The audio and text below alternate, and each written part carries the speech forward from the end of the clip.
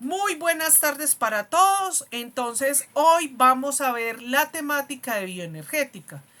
El profesor Luis Carlos Burgos hoy nos va a hablar sobre el ciclo de Krebs, la cadena respiratoria, la fosforilación oxidativa y algunos temas relacionados con esto.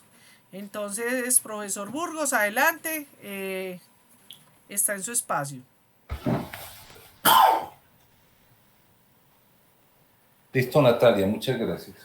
Bueno, buenas tardes. Como dice la profesora Natalia, vamos a continuar con el tema de bioenergética. Ya habíamos planteado algunos conceptos fundamentales la última vez.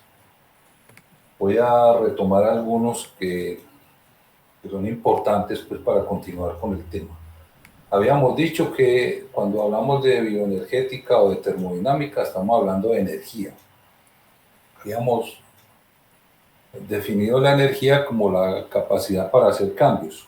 Cualquier cambio que sucede en algún proceso físico o químico implica alguna forma de energía. O sea, todos los cambios que suceden en el universo implican alguna forma de energía involucrada en ese cambio. O sea que la energía es como esa capacidad de hacer cambios. Los sistemas vivos permanentemente están haciendo cambios a nivel intracelular, a nivel sistémico, etcétera. O sea que los sistemas vivos necesitan una fuente permanente de energía. Por eso tenemos que estar conectados a alguna fuente de energía. ¿Y por qué tenemos que estar conectados a alguna fuente de energía que provenga del exterior, del entorno? Porque la primera ley de la termodinámica dice, como habíamos mencionado la última vez, que la energía no se puede crear ni destruir, solamente se pueden hacer transformaciones de unas formas de energía en otras. Entonces, como no podemos sacar la energía a partir de la nada, la tenemos que tomar, el flujo de energía lo tenemos que tomar a partir del entorno. Por eso tenemos que ser sistemas abiertos al entorno, porque la energía la captamos desde el entorno. Eso ya lo habíamos definido. También habíamos definido que no todas las formas de energía son útiles para los sistemas vivos. ¿Por qué? Porque los sistemas vivos son sistemas muy restringidos en términos físicos. Por ejemplo, nosotros no podemos hacer cambios de temperatura dentro del sistema, porque eso implicaría pues un gradiente. Por eso no podemos utilizar la energía calórica, no podemos hacer cambios de volumen, no podemos hacer cambios de presión. O sea, somos sistemas muy restringidos en términos termodinámicos. Por eso, en esas condiciones tan restringidas, la única forma de energía que podemos utilizar para sostener la organización biológica es la energía, lo que se llama energía útil o energía libre o energía de Gibbs. La energía de Gibbs la tenemos que obtener a partir de los combustibles. Nosotros captamos la energía es como combustibles metabólicos. O sea, la forma que nosotros captamos la energía es en forma de energía química. Diferente, por ejemplo, a las plantas y a los sistemas fotosintéticos que pueden coger energía radiante que viene del sol y la transforman en energía química. Nosotros no. Nosotros dependemos de moléculas combustibles.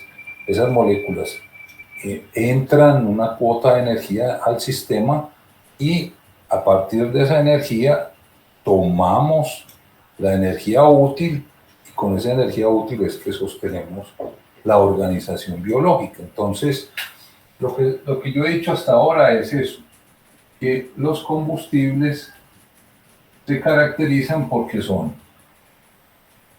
moléculas con una forma de carbono muy hidrogenada, o sea, tienen una relación hidrógeno-carbono mayor que 1. Eso quiere decir que son sustancias ricas en enlaces tipo CH. Es una forma de carbono muy hidrogenado. Esa es la característica de los combustibles. El carbono hidrogenado se caracteriza es porque esa forma de carbono se comporta como un buen agente reductor. ¿Qué quiere decir eso? Que cede electrones con facilidad. Entonces nosotros ingresamos esta forma de carbono a partir de los combustibles que actúan como agentes reductores, o sea que ceden electrones con facilidad. Y también ingresamos a través de la respiración un potente agente oxidante que es el oxígeno molecular. El oxígeno molecular es un agente oxidante muy potente. Agente oxidante quiere decir que atrae los electrones. En otras palabras, estamos haciendo una oxidorreducción permanentemente. Permanentemente estamos haciendo una oxidorreducción, una transferencia de electrones entre los combustibles y el oxígeno molecular. Durante esa transferencia, o sea, nosotros combinamos combustibles con oxígeno molecular, de ahí, de esa oxidación de combustibles, vamos a obtener, por una parte, pues unas moléculas de desecho prácticamente. Vamos a obtener CO2 y agua, o sea, el carbono que estaba reducido se convierte en un carbono oxidado. Y el oxígeno se convierte pues en una forma reducida, que el agua viene a ser como un oxígeno, forma reducida, se le pega pues hidrógeno. Aquí se le suelta el hidrógeno, aquí se le pega el hidrógeno al oxígeno. Esa transferencia se caracteriza, o sea, eso que se llama oxidación de combustibles, se caracteriza porque libera cierta cantidad de energía química. Esta cantidad de energía química que se suelta en la oxidación de los combustibles recibe el nombre de entalpía y se simboliza por H mayúscula. Pero la característica de esta entalpía es que una parte de esa entalpía a partir de la entalpía se puede obtener la energía útil que nos interesa. No toda la entalpía se puede convertir en energía útil. ¿Por qué? Por la segunda ley de la termodinámica, que ya la revisamos también. O sea, la segunda ley de la termodinámica establece que en todo proceso que sucede pues en el universo, siempre tiene que aparecer un incremento en la entropía del universo, entendido como entropía, desorden. Entonces, necesariamente la entalpía hay que considerarla compuesta de dos partes. Una parte que es la energía útil, pero también hay una parte que contribuye a la entropía del universo, y que en el caso que nos ocupa la cuantificamos con este producto de temperatura absoluta por entropía. Necesariamente esta parte tiene que aparecer. ¿Cómo se expresa esa parte en términos prácticos? Como energía calórica, en el caso nuestro como energía calórica. O sea, de la energía que se libera de la oxidación de combustibles, o sea, lo que llamamos energía de combustión, de la entalpía, en las condiciones restrictivas que nosotros tenemos, eso se llama energía de combustión, entalpía. Esa entalpía la podemos dividir en dos fracciones. Una fracción es la energía útil, con la que nosotros sostenemos la organización biológica, y la otra parte la disipamos como energía calórica, y esa es la contribución que estamos haciendo a la entropía del universo. O sea, dicho en otros términos más condensados, nosotros podríamos expresar esto así: combustibles más oxígeno igual CO2 más agua. De aquí se libera entalpía, y la entalpía se divide en energía útil y energía no útil, que se disipa como energía calórica. Esto es lo que nosotros hacemos permanentemente. Permanentemente estamos ingresando combustible a través de la boca.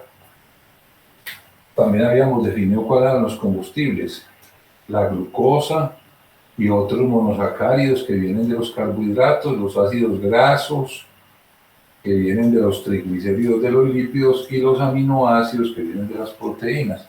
Básicamente estos son los combustibles. Estas son las moléculas que proveen energía, que proveen entalpía a través de la oxidación, y a partir de esa entalpía sacamos una fracción que es la energía útil.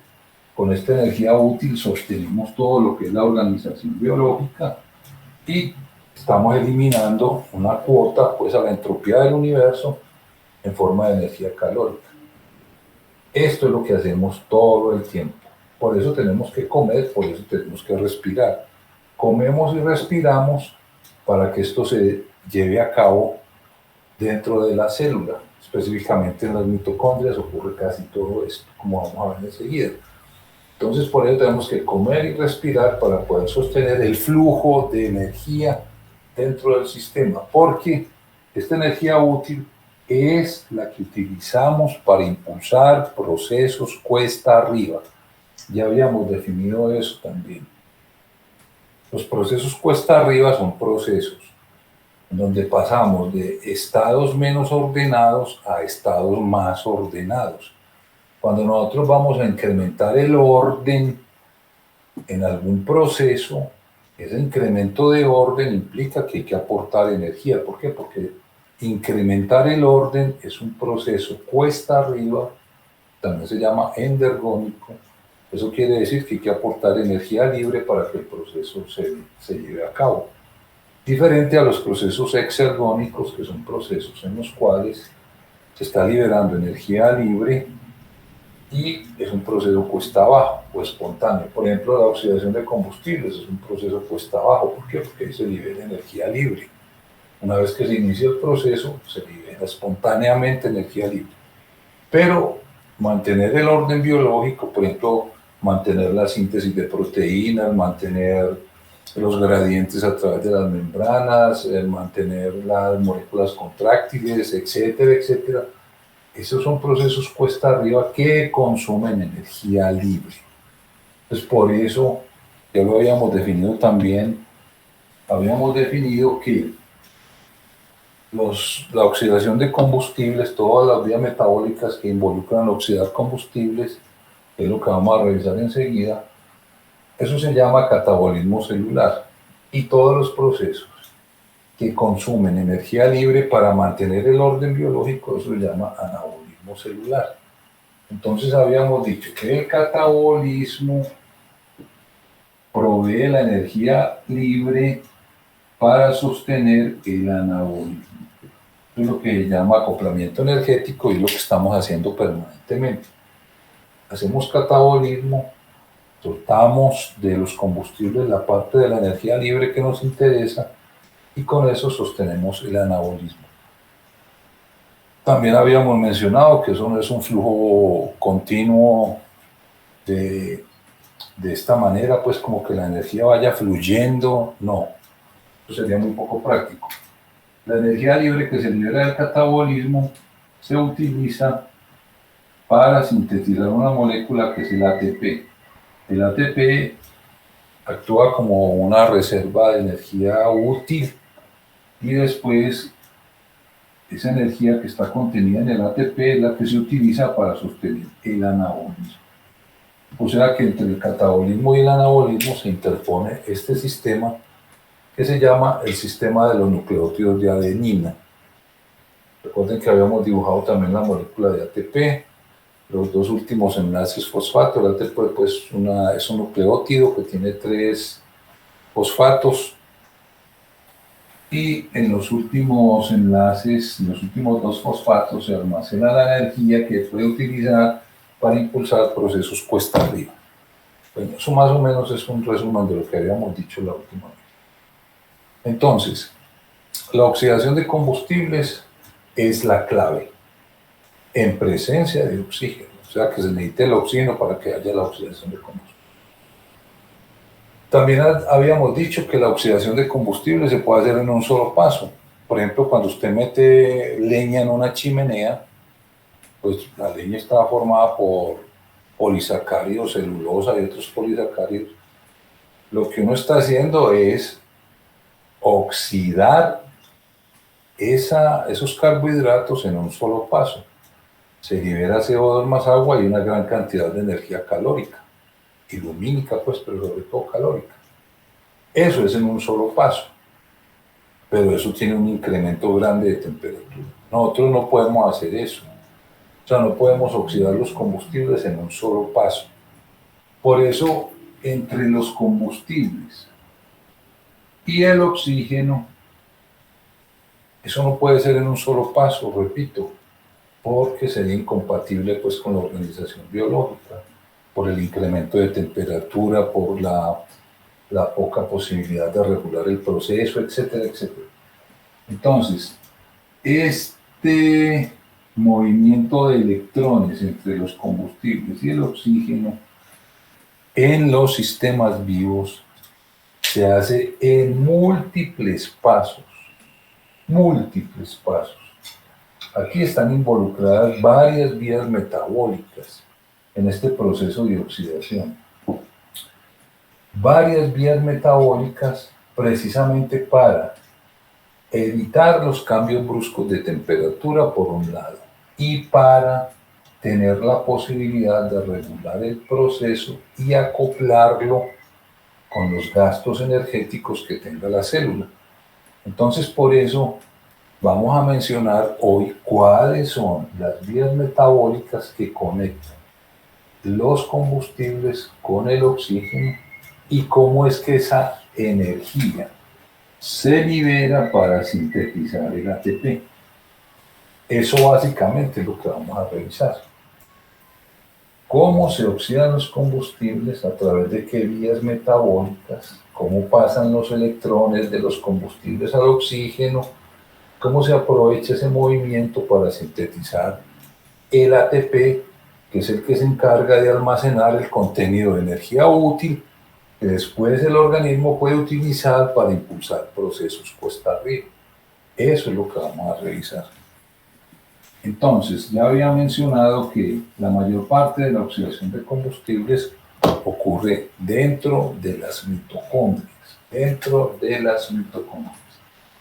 Las mitocondrias, vamos a crear aquí un esquema muy rudimentario de lo que es una mitocondria. Las mitocondrias, cuando a uno le enseñaban por ahí en bachillerato, biología, le decían que las mitocondrias eran las centrales hidroeléctricas de la célula.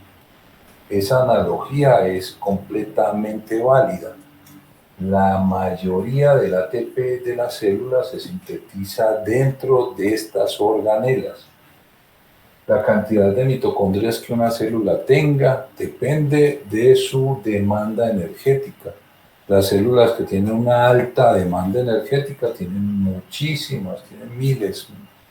Mitocondrias tienen por miles. En cambio, células que tengan una baja demanda energética no tienen casi mitocondrias. Y tenemos algunas células que no tienen mitocondrias, como los glóbulos rojos, por ejemplo, que no tienen mitocondrias.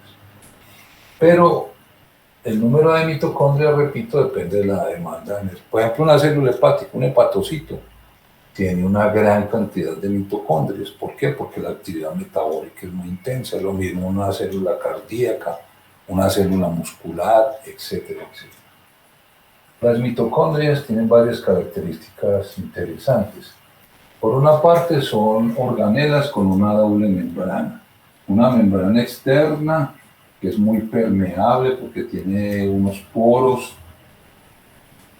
tiene unas proteínas que son porinas, que abren como unos poros, unos canales, por donde circulan moléculas hasta cierto tamaño entre el citoplasma y este que se llama el espacio intermembranoso. Entonces la membrana externa es muy permeable.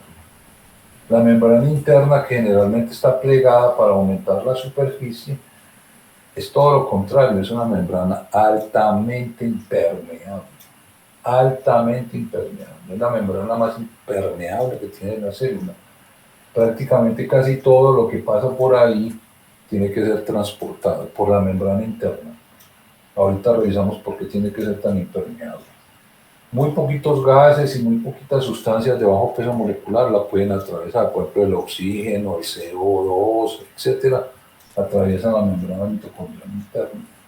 Pero la mayoría de las cosas que pasan a través de esa membrana tienen que ser transportadas. Vamos a tener un espacio interno, que es la matriz mitocondrial, y un espacio intermembrano. Dentro de la mitocondria vamos a tener DNA mitocondrial. Las mitocondrias tienen su propio DNA mitocondrial. Es un DNA que es circular, parecido al de las bacterias. Es un DNA dúplex, pero circular. Una mitocondria puede tener entre 5 y 10 moléculas de DNA mitocondrial. Ese DNA mitocondrial codifica para 13 proteínas de las que vamos a mencionar ahorita, solamente 13 proteínas.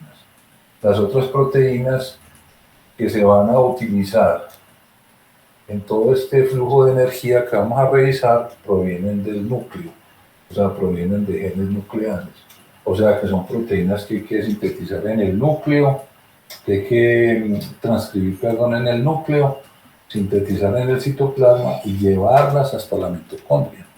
O sea, que tiene que haber una comunicación entre las mitocondrias y el núcleo para establecer cuál es el flujo de esas proteínas que se van a necesitar para armar todos los sistemas que vamos a mencionar ahorita, o sea, el ciclo de Krebs, la cadena respiratoria, etcétera, etcétera. Pero el DNA mitocondrial participa con 13 proteínas, solamente 13 proteínas.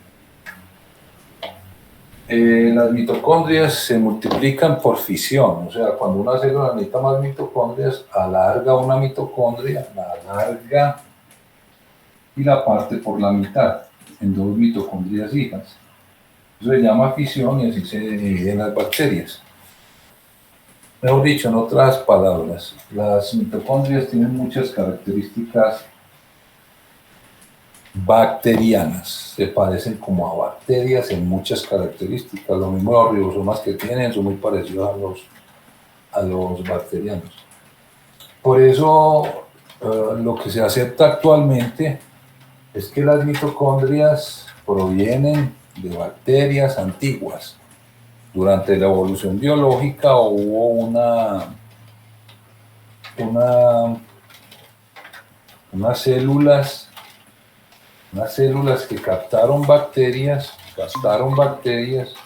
y llegaron a hacer una simbiosis tan productiva que prácticamente se quedaron ahí las bacterias haciendo esa simbiosis con esas células primitivas y a partir de ahí se originaron las mitocondrias actuales. Pues esa es la hipótesis que más se acepta actualmente. Ya que las mitocondrias provienen de bacterias antiguas. Eso es lo que llama la hipótesis o la teoría endosimbionte y todos los hallazgos experimentales apuntan a que eso ocurrió así. Bueno, entonces, en las mitocondrias es donde vamos a tener toda la acción que casi toda la acción que vamos a detallar enseguida. Los combustibles, entonces los combustibles, repito, vamos a referirnos a la glucosa, a los ácidos grasos y a los aminoácidos. Estos son básicamente los combustibles metabólicos que nos van a suministrar la energía.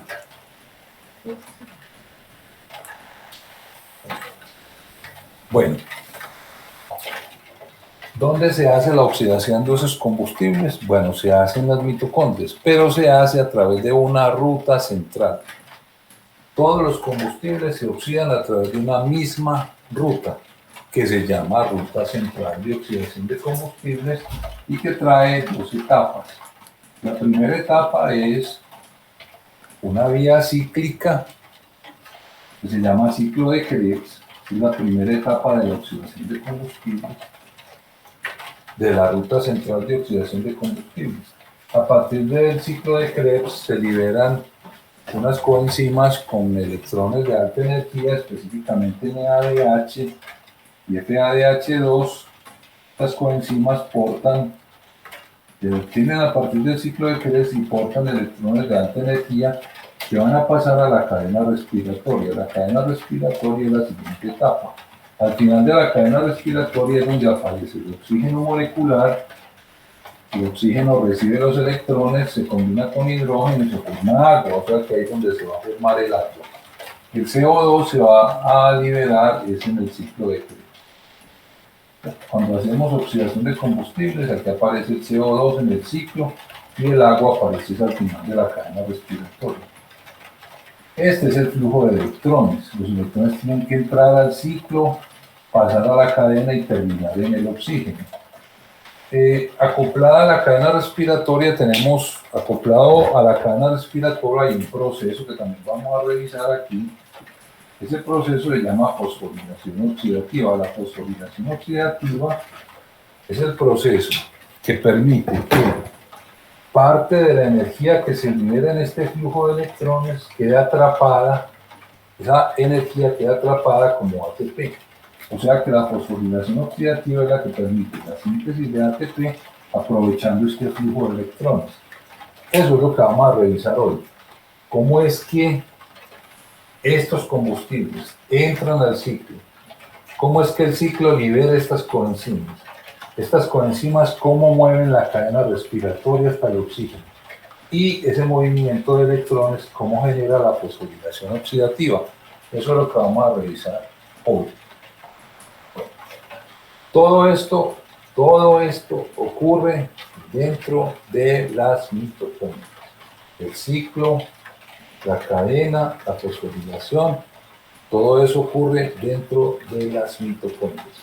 Por eso decía hace un rato que la mayor parte del ATP de la célula que sintetiza es ahí en la matriz mitocondrial. Bueno, entonces vamos a mencionar cómo es que la glucosa, los ácidos grasos y los aminoácidos acceden al ciclo de Krebs. Porque estos combustibles tienen que transformarse en una forma que permita ingresar al ciclo de Krebs. ¿Cuál es la forma que permite ingresar al ciclo de Krebs? Al ciclo de Krebs se ingresa a través de un radical de 2 carbonos, que es este. Este radical de 2 carbonos se llama radical acetilo. Y este radical acetilo es el que permite ingresar al ciclo. En otras palabras, estos combustibles se tienen que transformar en acetilo para poder ingresar al ciclo. El acetilo no está libremente pues en el citoplasma, sino que es transportado en una coenzima que se llama la coenzima A. La coenzima A se encarga de transportar el radical acetilo. Por eso hablamos de acetilcoenzima A. Pero la coenzima A es simplemente una forma de transporte. Recuerden que la coenzima A viene del ácido pantoténico, que es una de las vitaminas hidrosolubles. Aquí en el ciclo vamos a revisar varias vitaminas que son fundamentales para el flujo energético dentro de la célula. Entonces, primero, ¿cómo hace la glucosa? ¿En qué forma la glucosa se transforma en acetilo? Esa es la primera pregunta que vamos a contestar. ¿Cómo la glucosa se transforma en acetilo para poder ingresar al ciclo? Bueno, recordemos que la glucosa pues circula por la sangre, es la glicemia que se mide permanentemente en la sangre. La glucosa es un monosacárido de 6 carbonos. La glucosa entra a la célula a través de un sistema de transporte que son los GLUT. Los GLUT, que son los transportadores de monosacáridos que permiten que los monosacáridos ingresen a la célula. La glucosa no pasa la bicapa de la membrana, pues porque es una molécula muy polar, y adicionalmente es una molécula hidratada, por ser tan polar. Entonces la glucosa hay que pasar. Los GLUT, todas las células tienen GLUT, pasan la glucosa. Una vez que la glucosa entra, se encuentra con una enzima. Tenemos una familia de enzimas que se llaman exoquinasas, y las exoquinasas lo que hacen es coger esta molécula de glucosa y transformarla en glucosa 6-fosfato. Ese fosfato lo toma del ATP, de una molécula de ATP. Aquí se necesita ATP. El ATP pone el fosfato para transformar la glucosa en glucosa 6-fosfato. Eso lo hace, repito, una familia de enzimas que se llaman exoquinasas, que están presentes en todas las células del organismo y se encargan de fosforilar la glucosa. ¿Para qué se hace esta primera fosforilación? Para evitar que la glucosa refluya a la sangre. ¿Por qué? Porque los GLUT son bidireccionales, o sea que pueden entrar glucosa o sacar glucosa, depende del gradiente. Entonces, cuando la molécula entra, se le pega un fosfato y ya esta glucosa 6-fosfato no es reconocida por los GLUT. Entonces, indefectiblemente ya esta molécula tiene que gastarse en el interior de la célula. La glucosa 6-fosfato. La glucosa 6-fosfato es una molécula de encrucijada metabólica. Encrucijada metabólica quiere decir que esa molécula se puede gastar en varias vías metabólicas, se puede utilizar. La glucosa 6-fosfato se puede utilizar para hacer síntesis de glucógeno, para hacer vías de pentosas o para hacer glucólisis, que es la parte que nos interesa. ¿En qué consiste la glucólisis? Que esta glucosa 6-fosfato en el citoplasma se va transformando secuencialmente a través de una serie de reacciones que aquí no vamos a mencionar y se transforma en 2 moléculas de piruvato. Esa transformación que involucra 10 enzimas entre la glucosa y el piruvato, hay 10 enzimas. Esta vía metabólica, que repito, aquí no la vamos a detallar, se llama la glucólisis, ocurre en el citoplasma de la célula y consiste en coger una molécula de 6 carbonos y partirla en 2 moléculas de 3 carbonos. Aquí les estoy pintando el piruvato. Esta molécula se llama piruvato. Como ven, es una molécula de 3 carbonos. Cogemos una molécula de 6 carbonos y la transformamos, pues la célula la transforma en 2 moléculas de 3 carbonos. Glucosa, 2 piruvatos, se llama glucólisis. O sea, es como romper la glucosa en 2. ¿Qué obtiene la célula aquí? Por cada molécula de glucosa se obtienen 2 moléculas de ATP en el citoplasma. Este ATP que se obtiene aquí en la glucólisis tiene una gran virtud. Es el único ATP que se obtiene por fuera de la fosforilación oxidativa. Ahorita les dije, se los he mencionado varias veces, la mayor parte del ATP de las células se obtiene en fosforilación oxidativa. Este no. Este es el único ATP que se obtiene por fuera de la mitocondria sin el concurso del oxígeno. Sin el concurso del oxígeno, o sea, en condiciones anaeróbicas. Y la glucosa es el único combustible que puede brindar ATP sin la concurrencia del oxígeno. O sea que este ATP, que cuantitativamente es muy poquito, porque por cada molécula de glucosa apenas se obtienen 2 ATP, pero tiene la gran virtud de que es un ATP obtenido sin el concurso del oxígeno en condiciones anaeróbicas. Esto sería la glucólisis. El piruvato, este piruvato, tiene que ingresar a la mitocondria. Ingresa a la mitocondria. Y cuando ingresa a la mitocondria, a través de un transportador, dentro de la mitocondria, este piruvato sufre una descarboxilación oxidativa. ¿Qué quiere decir eso? Que este grupo, este carboxilato, se elimina de la molécula. Ese carboxilato se elimina como CO2, este carboxilato. Y este grupo que queda, que es el acetilo, si ustedes miran aquí, esto queda, es el acetilo. Ese grupo es el que se convierte en acetil-CoA. O sea, el acetilo que se libera aquí del piruvato se une a una coenzima A y ya tenemos el acetil-CoA y se libera este CO2.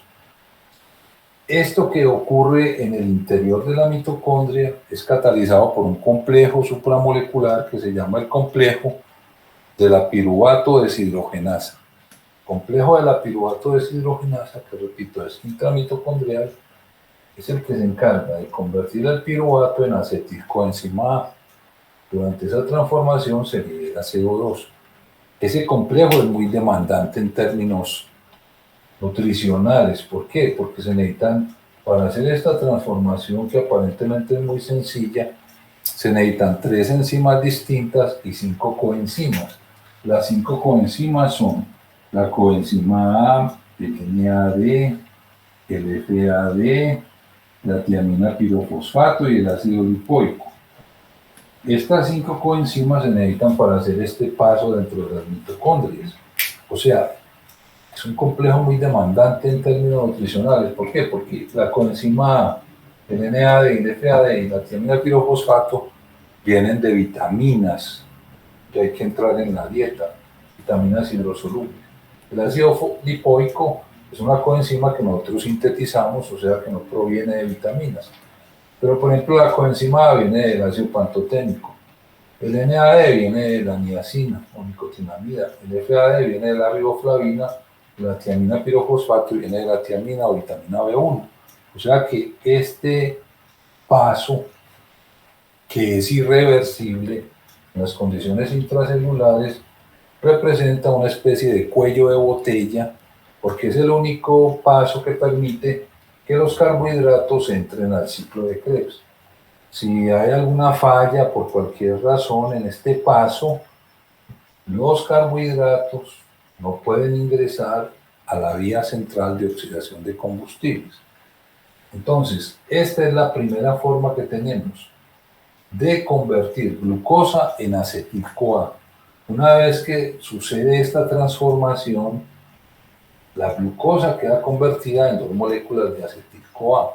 Y ese acetil-CoA es el que va a entrar al ciclo de Krebs. Entonces ya tenemos la forma en que la glucosa va a ingresar al ciclo de Krebs.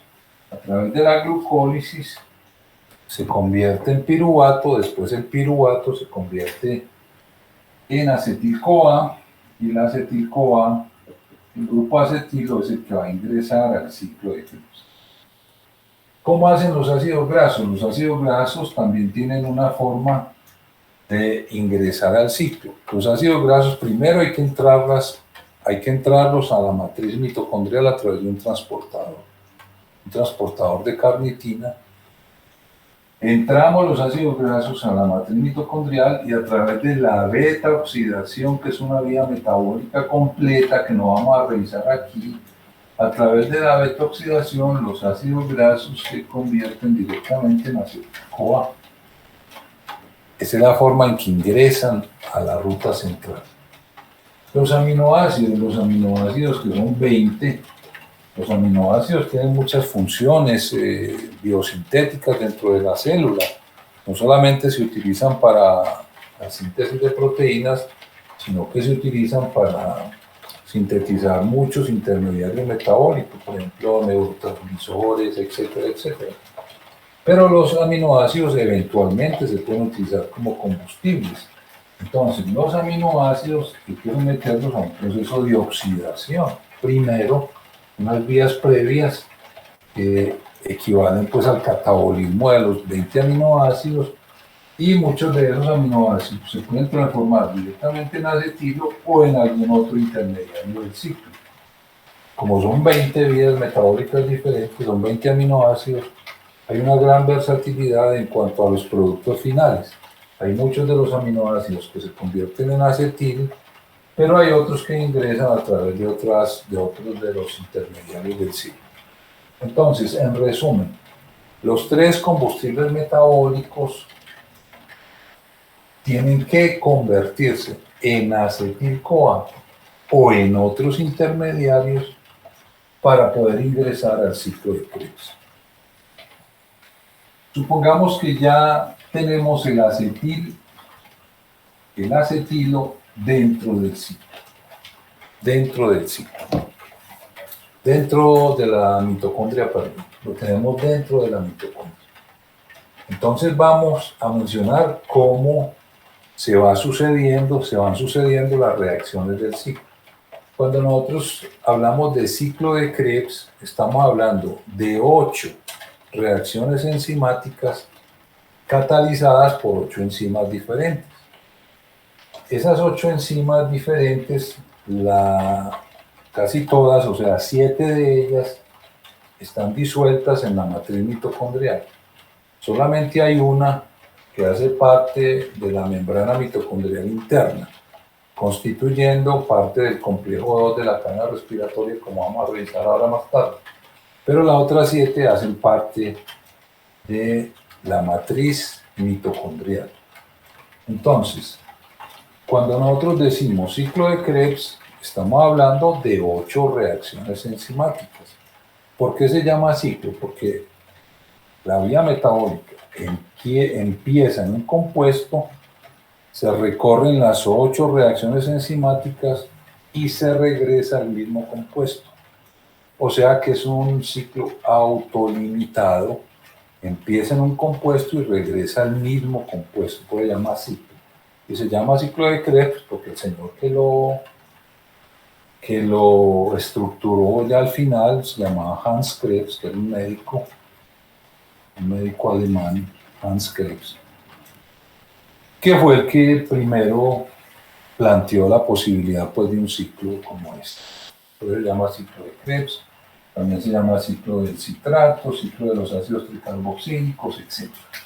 ¿Cómo se inicia el ciclo de Krebs? Con este compuesto. Este compuesto que estoy pintando aquí, este compuesto se llama oxalacetato. Oxalacetato. El oxalacetato es un compuesto que tenemos en todas las mitocondrias, inclusive lo tenemos en el citoplasma. El oxalacetato es un compuesto de 4 carbonos. Fíjense que es un compuesto, lo que tenemos aquí es una base conjugada, por eso están desprotonados los 2 carboxilos, están como carboxilatos, están desprotonados. Hablamos de una base conjugada y por eso la terminación ato, oxalacetato. Esta es la base conjugada de un ácido dicarboxílico que se llama el ácido oxalacético. Si nosotros le ponemos aquí 2 protones, esto se convierte en el ácido oxalacético. El ácido oxalacético es un ácido orgánico de 4 carbonos. ¿Qué tiene un pK? Estos 2 grupos tienen un pK muy bajito.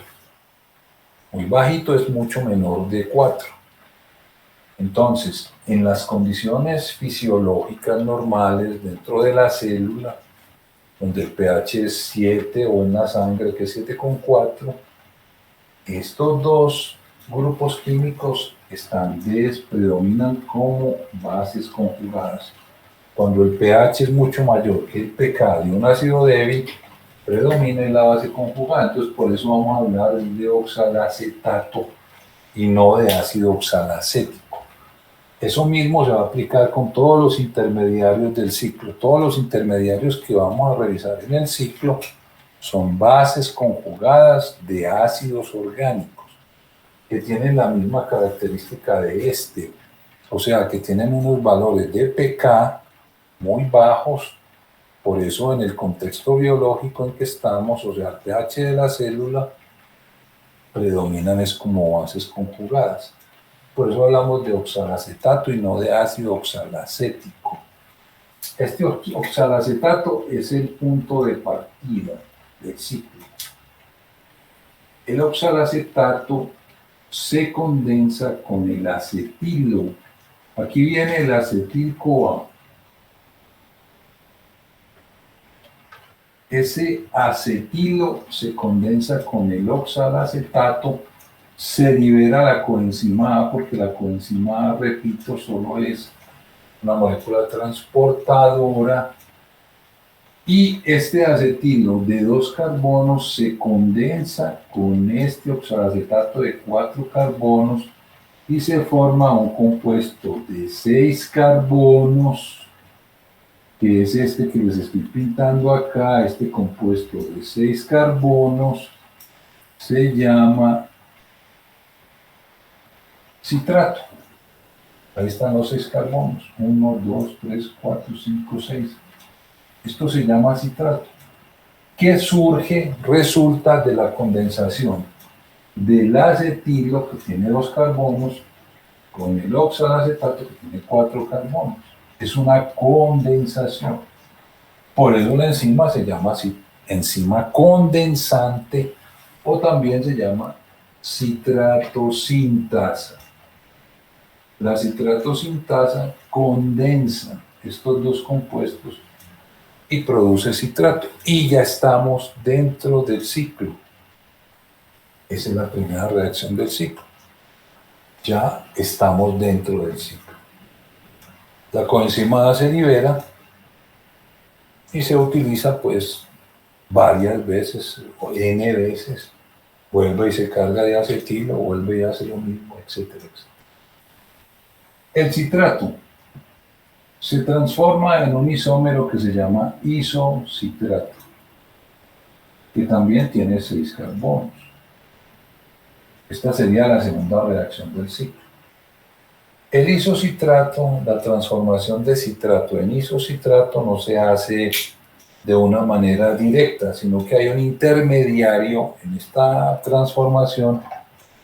Se forma un intermediario, se produce un compuesto intermediario que se llama cis-aconitato.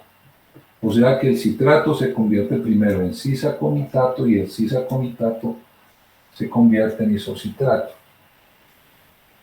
Por eso la enzima se llama aconitasa. Esa segunda enzima se llama aconitasa, la que convierte el citrato en isocitrato. Se llama aconitasa porque, repito, aparece ese intermediario en esa transformación. Después, el isocitrato sufre una descarboxilación oxidativa. ¿Qué quiere decir eso? Que se pierde un CO2, el isocitrato se convierte en alfa-cetoglutarato. El alfa-cetoglutarato ya va a tener 5 carbonos porque ya se perdió un CO2. ¿Y por qué se llama descarboxilación oxidativa? Porque aquí ocurrió una óxido-reducción. La isocitrato deshidrogenasa, que así se llama la enzima, es una deshidrogenasa que requiere NAD. O sea que en esta primera descarboxilación oxidativa se necesita NAD. Entra como NAD y sale como NADH más H. Esa es la primera descarboxilación oxidativa que tiene lugar en el ciclo. O sea, hay una oxidorreducción acompañando la descarboxilación. El alfa-cetoglutarato después se convierte, sufre otra descarboxilación oxidativa, o sea que aquí se elimina otro CO2 y se convierte en succinil-CoA. Succinil-CoA. O sea que aquí también se requiere pues CoA para transportar el succinilo. El succinilo ya es un compuesto que tiene un radical que tiene 4 carbonos. ¿Por qué? Porque ya se han perdido 2 carbonos. Aquí ya perdió uno, otro y otro. El succinil-CoA es un compuesto que tiene 4 carbonos. Esta también es una descarboxilación oxidativa y la enzima, que es la alfa-cetoglutarato deshidrogenasa, también requiere NAD, que se convierte en NADH. Esta alfa-cetoglutarato deshidrogenasa, tenemos que mencionar algo, es lo siguiente. Esa no es una enzima, es un complejo multienzimático muy similar a la piruvato deshidrogenasa. O sea que la alfa-cetoglutarato deshidrogenasa tiene 3 enzimas y las mismas 5 coenzimas que mencionamos en el caso de la piruvato deshidrogenasa. O sea que aquí también se necesita NAD, FAD, coenzima A, ácido lipoico y tiamina pirofosfato para poder descarboxilar, el alfa-cetoglutarato se necesitan esas 5 coenzimas. Después del succinil, CoA se convierte en succinato. Esta conversión de succinil en succinato, lógicamente se libera pues la coenzima A. La conversión de succinil en succinato, la enzima que hace eso se llama succinato tioquinasa, tiene varios nombres, ese es uno de los nombres. En esa conversión ocurre una transformación muy interesante, si es que esta transformación de succinil en succinato permite la liberación de un alto contenido de energía química. Aquí ocurre una liberación de energía química. Esa energía química la aprovecha la célula, la aprovecha la mitocondria para sintetizar un nucleótido de alta energía, que en la mayor parte de las reacciones que ocurren en el organismo nuestro es la condensación de un GDP más un fosfato para sintetizar GTP. Aquí se sintetiza GTP. Es un nucleótido de alta energía. Tiene el mismo contenido energético que un ATP. Inclusive tenemos varias isoenzimas diferentes de succinato tioquinasa. En algunas células se obtiene aquí GTP, en otras células se puede obtener directamente ATP, o sea, ADP más fosfato, ATP. El hecho es que es un nucleótido de alta energía. Esta reacción entonces provee un nucleótido de alta energía. Esta conversión, esta formación de un nucleótido de alta energía, eso se llama fosforilación a nivel de sustrato. ¿Por qué? Porque ese término permite diferenciar esta fosforilación de la fosforilación oxidativa que implica una cadena respiratoria. Aquí la misma enzima hace la fosforilación, o sea, le pega el fosfato al GDP y sintetiza el GTP. Esta reacción se caracteriza por eso, se libera energía química suficiente para sintetizar un nucleótido de alta energía. El succinato se convierte en fumarato.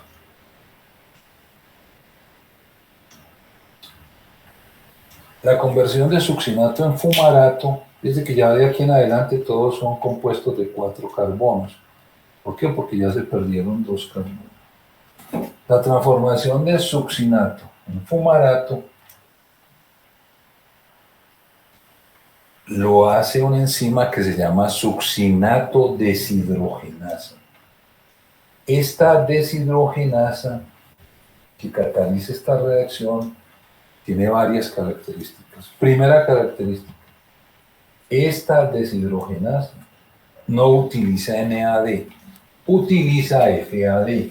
O sea que aquí se requiere FAD que sale como FADH2. Esa es la coenzima que requiere esta enzima. La succinato deshidrogenasa no utiliza NAD, utiliza es FAD. ¿Cuál es la otra característica de la succinato deshidrogenasa? Que no está disuelta en la matriz mitocondrial. La succinato deshidrogenasa hace parte del complejo número 2 de la cadena respiratoria que vamos a mencionar ahora. O sea que esta enzima está metida en la membrana mitocondrial interna, porque los complejos de la cadena respiratoria están metidos en la membrana mitocondrial interna. Todas las otras 7 enzimas que voy a mencionar están disueltas en la matriz, pero la succinato deshidrogenasa hace parte del complejo 2 que está metida en la membrana mitocondrial interna, o sea que esta reacción ocurre es en el complejo 2 de la cadena respiratoria. Todas las otras reacciones ocurren es en la matriz mitocondrial. El fumarato se convierte en malato. Eso lo hace una enzima que se llama fumarasa. Y por último, el malato se reconvierte en oxalacetato. Esta conversión de malato en oxalacetato también es catalizada por una enzima que se llama malato deshidrogenasa. La malato deshidrogenasa también utiliza NAD. O sea que aquí entra NAD y sale NADH y el ciclo se cierra y vuelve a comenzar. Estas son las reacciones que constituyen lo que se llama el ciclo de Krebs. 8 reacciones, empezamos en oxalacetato, regresamos a oxalacetato, por eso se llama ciclo. ¿Qué ocurre durante el ciclo de Krebs? Que es la parte interesante para analizar. Cuando un acetil ingresa al ciclo, estamos entrando 2 carbonos, el acetilo tiene 2 carbonos. Pero en el ciclo, en las primeras reacciones, se liberan 2 carbonos. Por eso, desde el punto de vista del contenido de carbonos, el ciclo se automantiene. Entran 2 carbonos, salen 2 carbonos. Pero los carbonos que entran son distintos a los carbonos que salen. ¿Por qué? Porque aquí entra un carbono muy hidrogenado y allá salen unos carbonos muy oxidados. O sea que la característica del ciclo es que va a oxidar carbonos que provienen de los combustibles. ¿Qué quiere decir oxidarlos? Quitarle los hidrógenos. Pero esos hidrógenos no se dejan ahí sueltos, sino que se pasan a estas coenzimas. Estas coenzimas son las depositarias de esos electrones que van acompañando los hidrógenos. Los hidrógenos van acompañados por electrones y son electrones de alto nivel energético. Entonces, la característica más importante del ciclo es que descarboxila el carbono, deshidrogena el carbono, lo convierte en carbono oxidado y esa deshidrogenación del carbono permite pasar esos electrones y esos hidrógenos a las coenzimas, a estas 4 moléculas de coenzimas, y se obtiene un nucleótido de alta energía que es el GTP. Mejor dicho, cuando el ciclo da una vuelta, se oxida una molécula de acetilo, se producen 2 moléculas de CO2 que este CO2 ya no lo utilizamos, ya es un desecho metabólico, lo pasamos a la sangre lo lleva hasta los pulmones y los pulmones lo estamos expulsando al exterior. O sea que este CO2 lo catalogamos como un desecho metabólico, lo vamos a expulsar a través de la expiración, de la respiración. Obtenemos 3 moléculas de NADH, 3 moléculas de NADH, una molécula de FADH2 y una molécula de GTP. Esto es lo que se obtiene cuando se hace la oxidación de un acetilo a través del ciclo de Krebs. O sea, cada que el ciclo da una vuelta, esto es lo que obtiene la mitocondria, la célula. 2 moléculas de CO2, 3 moléculas de NADH, un FADH2, un GTP. Este GTP se puede utilizar como tal o se puede hacer una transferencia de este fosfato a un ADP y se puede reutilizar como ATP. O sea, este nucleótido equivale, pues en términos energéticos, a un ATP. Lo más importante de la producción del ciclo son estas coenzimas. ¿Por qué? Porque estas coenzimas están portando electrones de alto valor energético. Y esos electrones son los que van a conectar el ciclo de Krebs con la cadena respiratoria. Son los que van a activar y mantener la cadena respiratoria. Entonces vamos a mencionar la cadena respiratoria. No voy a mencionar nada más del ciclo. Voy a mencionar es cómo se acopla el ciclo con la cadena respiratoria. Cuando hablamos de cadena respiratoria, estamos hablando de más de 60 proteínas que están ubicadas en la membrana mitocondrial interna. En la membrana mitocondrial interna vamos a tener la cadena respiratoria. Esos más de 60 proteínas no están sueltas de cualquier manera, sino que están organizadas en 4 complejos mayores. Los complejos mayores de la cadena respiratoria se llaman así. El primer complejo se llama NADH, ubiquinona reductasa. Este es el complejo mayor, más grande. Tiene 46 proteínas en el caso pues, de la especie humana. Eso depende de la especie. En el caso nuestro tiene 46 proteínas. Es un complejo pues, enorme. Está empotrado en la membrana mitocondrial interna. El complejo número 2 se llama succinato ubiquinona reductasa. Es más pequeño, tiene 4 proteínas, una de las cuales es la succinato deshidrogenasa. El complejo número 3 se llama ubiquinona, citocromo C reductasa. Tiene unas 13 proteínas, repito, eso depende de la especie.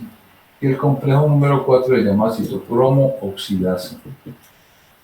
Y tiene más o menos unas 11 proteínas. Esos son los complejos mayores. Estos complejos son agregados supramoleculares, como ven, la gran cantidad de proteínas que tienen, están empotrados en la membrana mitocondrial interna. Empotrados en la membrana mitocondrial interna. ¿Qué proteínas constituyen estos complejos? Bueno, estos complejos constan de proteínas integrales, lógicamente, las proteínas que permiten que el complejo quede anclado en la membrana, proteínas estructurales. Pero las proteínas funcionales, proteínas que van a funcionar, son proteínas que tienen metales. ¿Por qué? Porque a través de estos complejos van a fluir electrones. Electrones. Estos complejos van a constituir un sumidero de electrones entre el ciclo de Krebs y el oxígeno molecular. Los electrones van a fluir a través de estos complejos. Por eso vamos a encontrar que dentro de estos complejos vamos a tener proteínas con metales para transferir electrones. Entonces, por ejemplo, ¿qué proteínas constituyen estos complejos? Unas proteínas que se llaman citocromos. Los citocromos van a estar presentes en el complejo 2, en el complejo 3 y en el complejo 4. El complejo 1 no tiene citocromos. Los citocromos son hemoproteínas. Recuerden que alguna vez revisamos las porfirinas. Las porfirinas se caracterizan porque son anillos tetrapirrólicos con un hierro en el centro. Este hierro es el grupo prostético de los citocromos. Ese hierro está metido en la mitad del grupo hemo. Aquí, en estos complejos, va a actuar es como un transportador de electrones. O sea, los electrones van a fluir a través de ese metal. Van a fluir a través de ese metal. Simultáneamente vamos a tener unas proteínas que se llaman proteínas ferrosulfuradas. Las proteínas ferrosulfuradas, como el nombre lo sugiere, son proteínas que tienen como grupo prostético unas agrupaciones paracristalinas, paracristales de hierro y azufre, con distinta nomenclatura. Esas proteínas ferrosulfuradas contienen núcleos de hierro y azufre. Las proteínas ferrosulfuradas van a estar presentes en el complejo 1, en el 2 y en el 3. El 4 no tiene. Sobre todo el 1. El 1 tiene 8 proteínas ferrosulfuradas en serie. Esas proteínas ferrosulfuradas, por lo mismo que estábamos mencionando con los citocromos, contienen hierro y a través de esos núcleos van a fluir los electrones. Adicionalmente, la citocromo oxidasa tiene 3 átomos de cobre. 3 átomos de cobre que están organizados en 2 núcleos diferentes en la citocromo oxidasa, que es el complejo 4. Entonces, repito, la característica de estos complejos es que contienen metales porque van a constituir un sumidero de electrones que conecta las enzimas del ciclo con el oxígeno molecular. Estos 4 complejos los podemos representar de una manera muy simplificada, de la siguiente forma. nosotros concebimos aquí que esto fuera la membrana mitocondrial externa, que aquí tuviéramos el espacio intermembranoso, que esto fuera la membrana mitocondrial interna, que esto fuera la matriz. Entonces, el complejo número 1 es un complejo muy grande, tiene forma de L, se extiende aquí en la membrana mitocondrial interna, tiene una forma como de L. Es un complejo pues grandísimo, como les había dicho, tiene unas 46 proteínas. El complejo número 2 es un complejo pequeñito que lo vamos a poner de esta manera aquí. Este es el 1, este sería el 2. El 3 es un complejo aquí, un poquito más grande pues que el 2, más grande, mucho más grande. Y el 4 también lo podemos pintar aquí. Este sería el 3, este sería el 4. De una manera muy simplificada. Aquí estoy pintando el 2 como si fuera orientado a la monocapa interna, pero esto es un diagrama que se presta a confusión porque el 2 también es transmembrana. Pero lo voy a pintar así por lo que les voy a mencionar ahorita. Pero todos los complejos son transmembranales. O sea que atraviesa la membrana de lado a lado. Aquí tenemos la matriz. Estos complejos están conectados a través de dos sustancias que se llaman componentes móviles. Una de esas sustancias es un lípido que se llama ubiquinona. La ubiquinona también se llama coenzima Q. La coenzima Q, la Q viene pues de quinona. Un anillo de quinona es un anillo que tiene estas características. Esto es un anillo de quinona. Aquí tiene CH3O, CH3O, CH3, y aquí tiene una cadena larga de isopreno, tiene 10 isoprenos. ¿Ustedes recuerdan el isopreno? El isopreno aquí se polimeriza con 10 isoprenos, por eso la ubiquinona también se llama Q10, coenzima Q10, por los 10 isoprenos. Y esos 10 isoprenos son los que permiten que este lípido sea soluble en la membrana mitocondrial interna. O sea, eso es un lípido que nosotros sintetizamos y que lo vamos a distribuir principalmente aquí en la membrana mitocondrial interna. Por eso se llama ubiquinona, como quien dice una quinona ubicua. Porque los investigadores que descubrieron esta sustancia se dieron cuenta que estaba ampliamente distribuida en la membrana mitocondrial interna. Por eso la llamaron quinona ubicua o ubiquinona.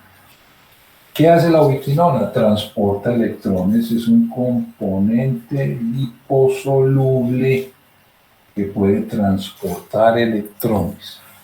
Adicionalmente hay una pequeña proteína que está aquí adosada a la membrana mitocondrial interna, pero está ubicada en el espacio intermembranoso que se llama el citocromo C.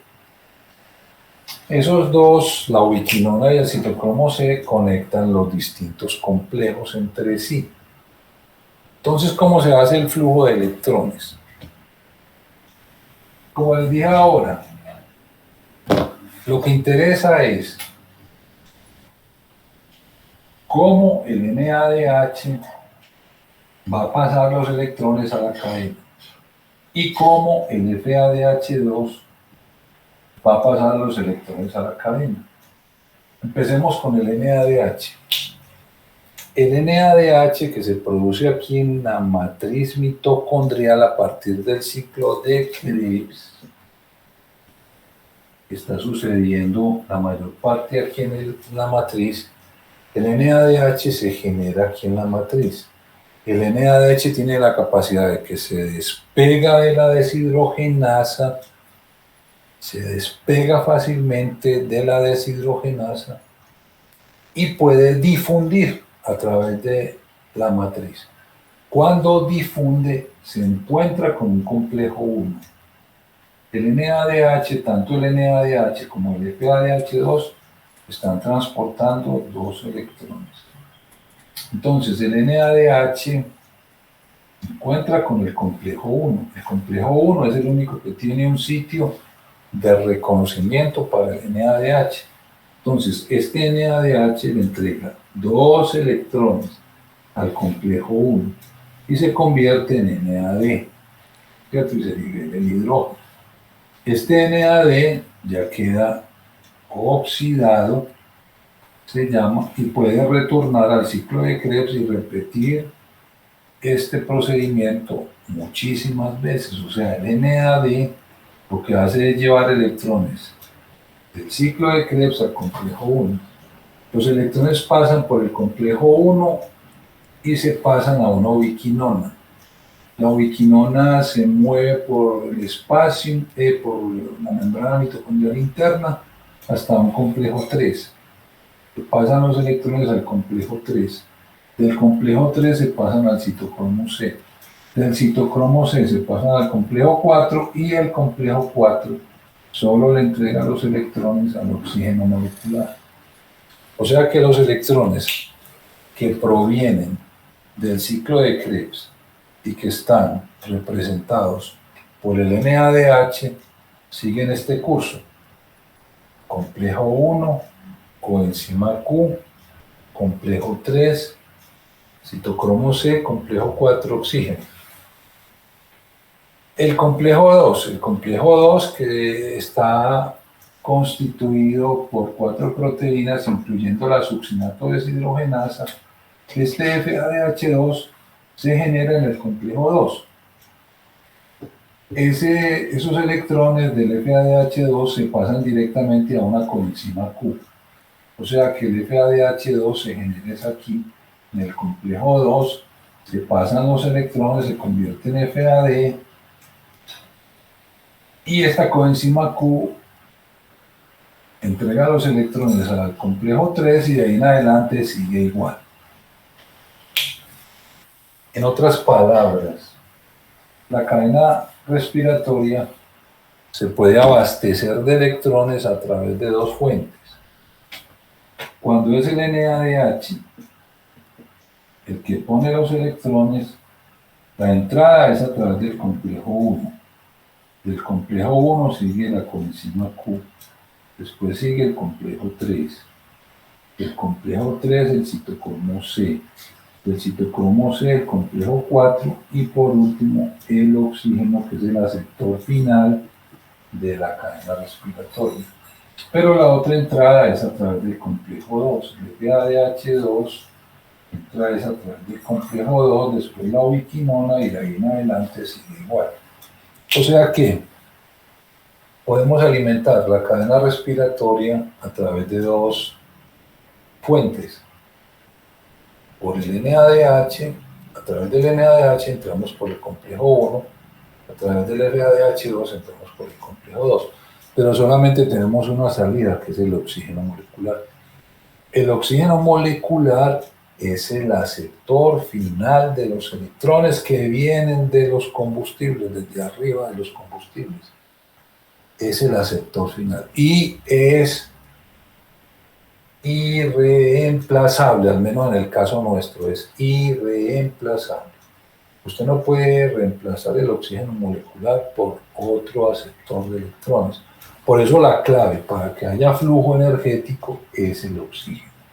Si el oxígeno no está presente, todo lo que estamos mencionando se paraliza, se suspende, y eso compromete pues la vida de la célula y la vida del individuo.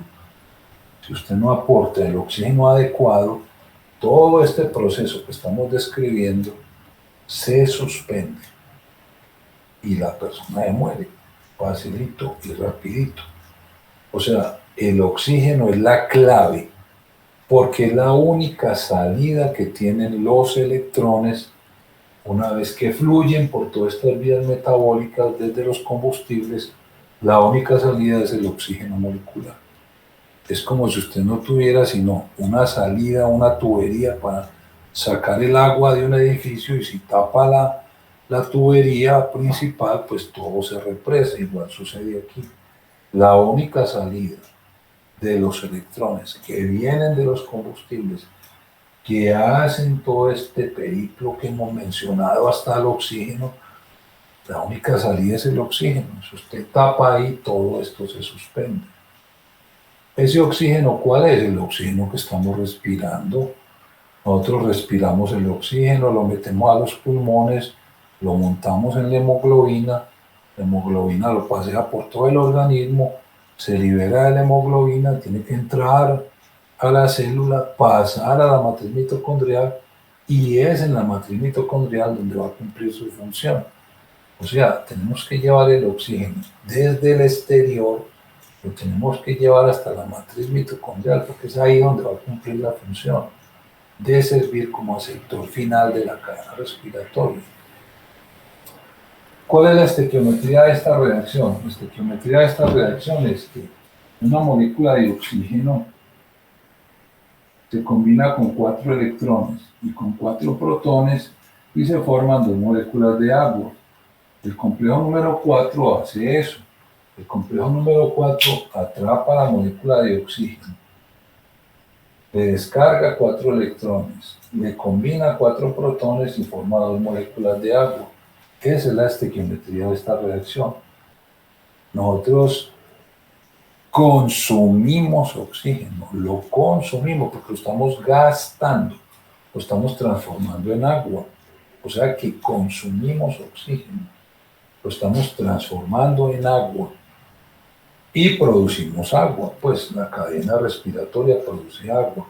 Eso se llama agua endógena y es el agua que se produce dentro del organismo diariamente, por ahí unos 350 mililitros de agua endógena que se originan en la cadena respiratoria. Y consumimos oxígeno, lo consumimos, pero estamos reduciendo, estamos convirtiendo en agua.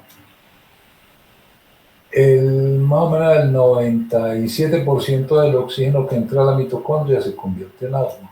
El otro 3% sufre una reducción parcial, no total como en este caso, y se convierte en radicales oxidantes. Ustedes seguramente se acuerdan que la cadena respiratoria es el principal sitio de la célula donde se producen radicales oxidantes. Es en la cadena respiratoria, principalmente en el complejo 1 y el complejo 3. El complejo 1 y el 3 tienen unos resquicios, digámoslo así, entre comillas, por donde los electrones se pueden escapar y se pueden pegar del oxígeno sin que se forme agua, sino que forman radicales oxidantes. Se puede formar anión superóxido, se puede formar peróxido, se puede formar radical hidroxilo, etc. La cadena respiratoria es el sitio de la célula donde se produce la mayor parte de los radicales oxidantes. Bueno, entonces, después de que tenemos este planteamiento general de la cadena respiratoria, la pregunta que surge es, lo que nosotros pretendemos es que haya síntesis de ATP. ¿En dónde aparece el ATP? El ATP no aparece en la cadena respiratoria. Entonces, ¿cuál es la ganancia pues de la célula por el hecho de tener una cadena respiratoria con tantos componentes metidos en una membrana? La cadena respiratoria es un dispositivo inventado por la naturaleza para generar un gradiente a través de la membrana mitocondrial interna. Por eso la membrana mitocondrial interna tiene que estar intacta, no puede estar dañada, tiene que estar intacta. ¿Por qué? Porque el complejo número 1, el complejo número 3 y el complejo número 4 no solamente funcionan como transportadores de electrones, sino que simultáneamente ese transporte de electrones activa la capacidad de estos 3 complejos para bombear protones. Entonces, simultáneamente con el traslado de los electrones, estos complejos bombean protones entre la matriz y el espacio intermembranoso. Bombean protones. Por cada par de electrones, el complejo 1 bombea 4 protones, el complejo número 3 bombea 4 protones y el complejo número 4 bombea 2 protones.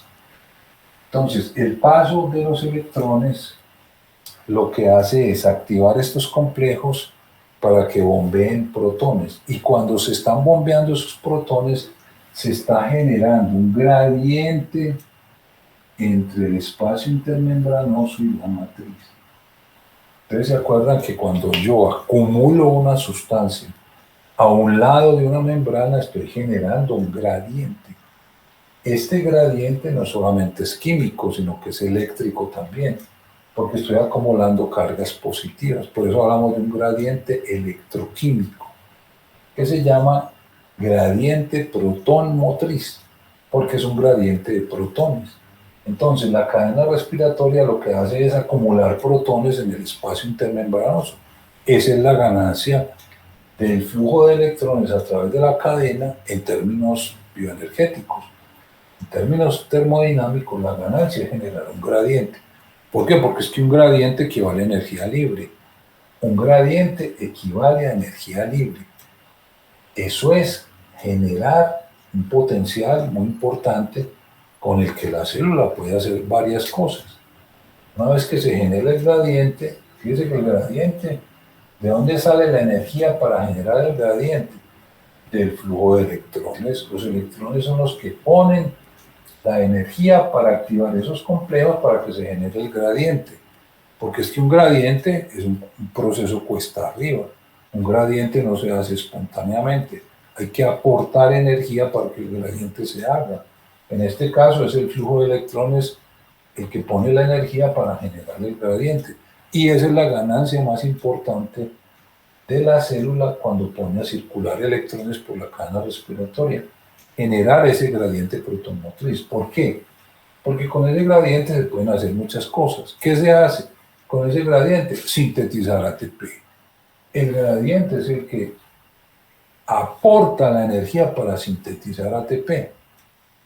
¿Y eso cómo ocurre?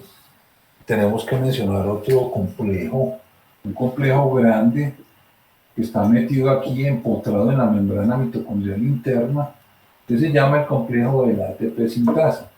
El complejo de la ATP sintasa es un complejo grande que tiene una fracción metida en la membrana que se llama la fracción F0 y tiene una fracción que protruye aquí hacia la matriz, que se llama la fracción F1. La fracción F0 mete aquí una de las subunidades por toda la mitad de la fracción F1 y esto está pues aquí conectado con la membrana. Eso se llama el complejo de la ATP sintasa. El complejo de la ATP sintasa es el dispositivo inventado por la naturaleza para transformar un gradiente electroquímico en una energía química materializada en la molécula de ATP. En este complejo es donde se va a sintetizar el ATP. En este complejo es donde se va a sintetizar el ATP, la mayor parte del ATP de la célula. ¿Qué impulsa a este complejo para que sintetice ATP? Este gradiente. O sea que el gradiente, la energía del gradiente, se va a utilizar para sintetizar el ATP. La fracción F1 es una enzima. La ATP sintasa es una enzima. La fracción F1 se encarga de la actividad catalítica. Tiene 3 sitios catalíticos y esos sitios catalíticos son los que se encargan de coger ADP más fosfato y sintetizar ATP. Eso ocurre en la fracción F1. Eso es lo que llama la fosforilación oxidativa. Pero ¿cómo se activa la fracción F1? Eso es lo que vamos a ilustrar aquí brevemente. La fracción F0, que está empotrada en la membrana, actúa como un rotor. Un rotor. O sea, eso es una cosa increíble que un complejo supramolecular de proteínas pueda girar dentro de la membrana. Gira dentro de la membrana como un motor.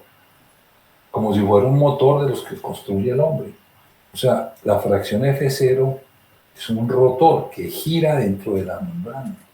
Está metido dentro de la membrana, pero gira. ¿Qué impulsa el giro de ese rotor? El gradiente de protones. Por aquí hay un canal de protones. Los protones que están acumulados afuera se meten por ese canal, le dan la vuelta al rotor, regresan a la matriz, pero a medida que entran los protones, eso empieza a girar, empieza a girar.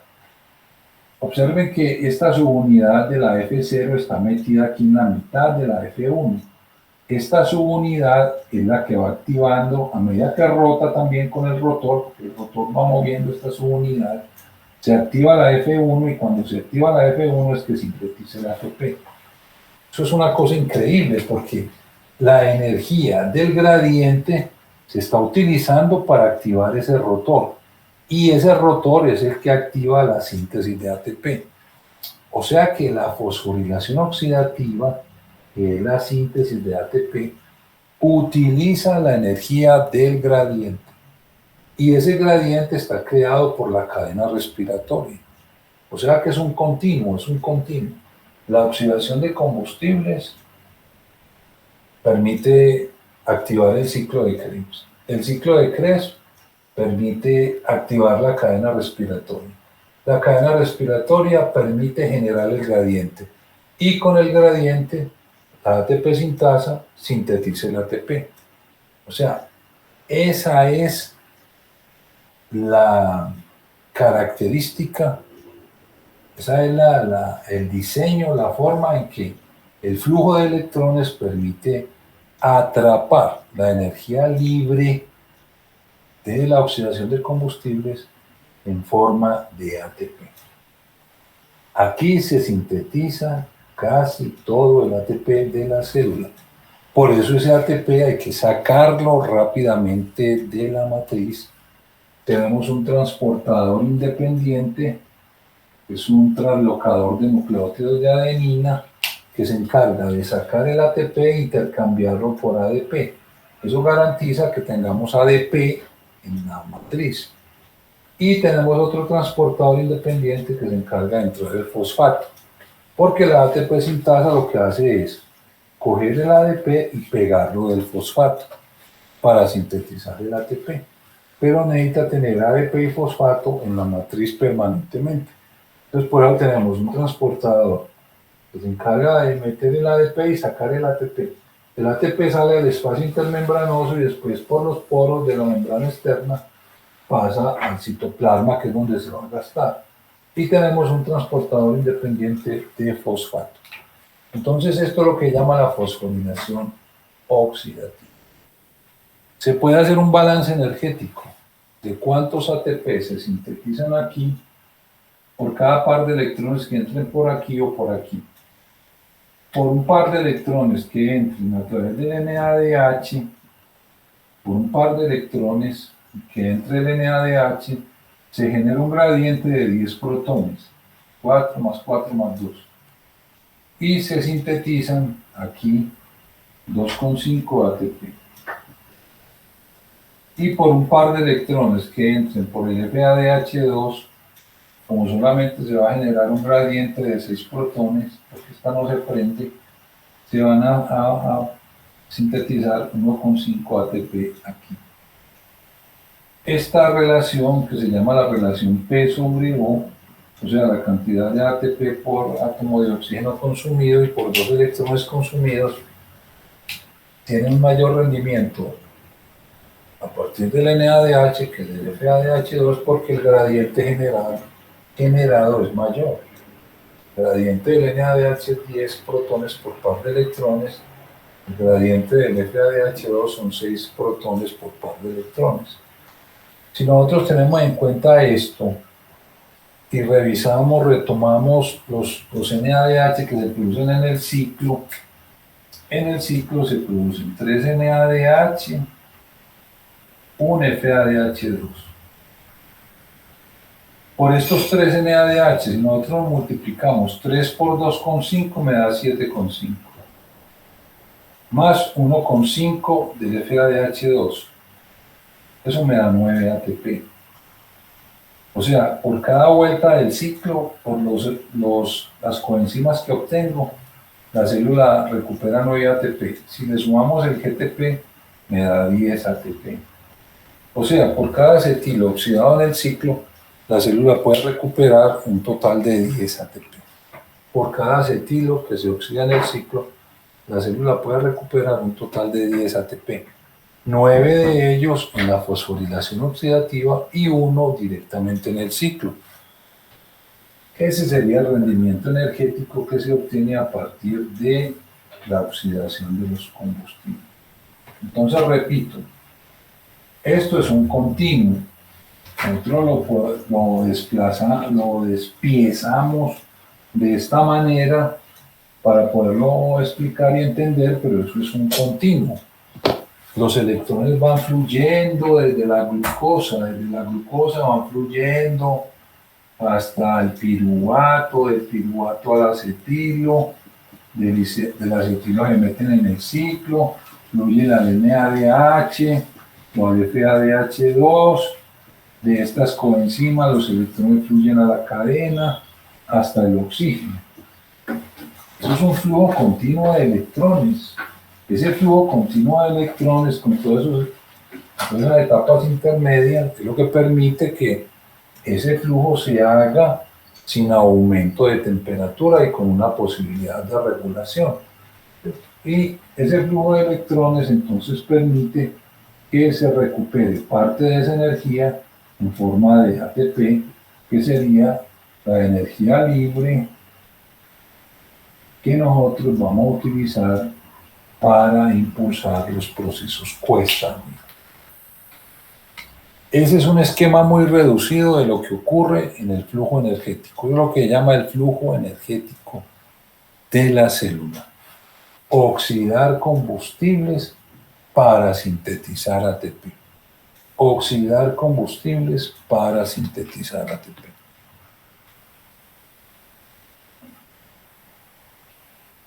Existen muchas sustancias que pueden interferir con esto. Aquí vamos a encontrar tóxicos, muy letales, que pueden si estos interfieren en alguna parte, si este flujo energético se interfiere en alguna parte, eso puede provocar pues la muerte del individuo. Entonces vamos a tener varios tóxicos que pueden actuar interfiriendo este flujo. Por ejemplo, tenemos tóxicos que pueden actuar a nivel del ciclo de Krebs.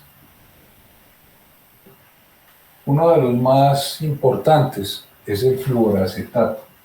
El fluoracetato es un tóxico que bloquea el ciclo de Krebs. El fluoracetato simplemente es reemplazar, este es el acetato, este es el acetilo. Bueno, este es el acetato, pongámoslo como acetato. El acetato, si uno le reemplaza uno de estos hidrógenos por un flúor, eso sería el fluoracetato. El fluoracetato se incorpora cuando entra a la célula, se convierte en fluoracetilo. El fluoracetilo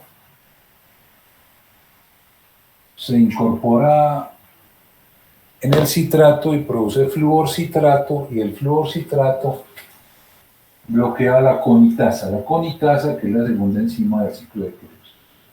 O sea, el fluoracetato produce una falla energética porque va a suspender totalmente el ciclo de Krebs a nivel de la conitasa. El arsénico. El arsénico es otro de los tóxicos que puede interferir el ciclo de Krebs. ¿Por qué? Porque el arsénico tiene varias presentaciones. Una de las presentaciones del arsénico es como arsenito. El arsenito es un competidor muy eficaz, compite con el ácido lipoico. Las enzimas que utilizan el ácido lipoico son inhibidas por el arsenito. Entonces vamos a tener en el ciclo la alfa-cetolglutarato deshidrogenasa que ya les mencioné, pero también se inhibe la piruvato deshidrogenasa, que no hace parte del ciclo, pero que es un componente muy importante del flujo energético. O sea que el arsénico tiene esa posibilidad, bloquear el ciclo a nivel de la alfa-cetoglutarato deshidrogenasa y de la piruvato deshidrogenasa. Inhibidores de la cadena. Tenemos varios inhibidores que actúan directamente en los complejos de la cadena respiratoria. Por ejemplo, la rotenona. La rotenona se utiliza mucho como insecticida. La rotenona tiene una gran afinidad por el complejo 1. Entonces bloquea el complejo 1, la rotenona. Pero los inhibidores más importantes de la cadena respiratoria son los que bloquean el complejo 4. Por ejemplo, el monóxido de carbono, el cianuro, el ácido sulfídrico.